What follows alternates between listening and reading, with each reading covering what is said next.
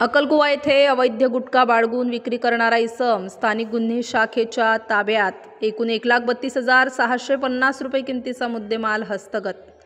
स्थानिक गुन्हे शाखेचे पोलीस निरीक्षक हेमंत पाटील यांना गुप्त बातमीदारामार्फत बातमी मिळाली की अक्कलकुवा पोलीस ठाणे हद्दीतील शिवनेरी चौकात सूरज परदेशी नामक इसम हा त्याचे राहते घरात महाराष्ट्र राज्यात प्रतिबंधित असलेला अवैध गुटखा स्वतःच्या कब्जात बाळगून त्याची अवैधरित्या विक्री करतोय। बाबत खात्रीशीर माहिती मिळाल्यावरून जिल्हा पोलीस अधीक्षक श्री श्रवण दत्त एस यांच्या मार्गदर्शनाखाली स्थानिक गुन्हे शाखेचे पोलीस निरीक्षक हेमंत पाटील यांनी मिळालेल्या बातमीची खात्री करून कारवाई करणे कामी लागलीच स्थानिक गुन्हे शाखा पथकास रवाना केलंय।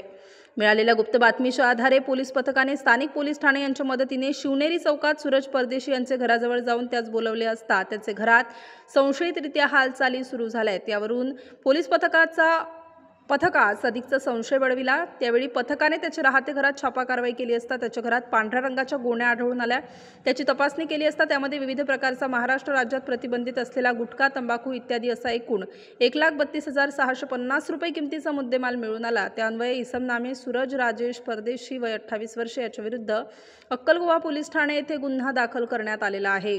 स्टार न्यूजसाठी महेश पाटील, नंदुरबार।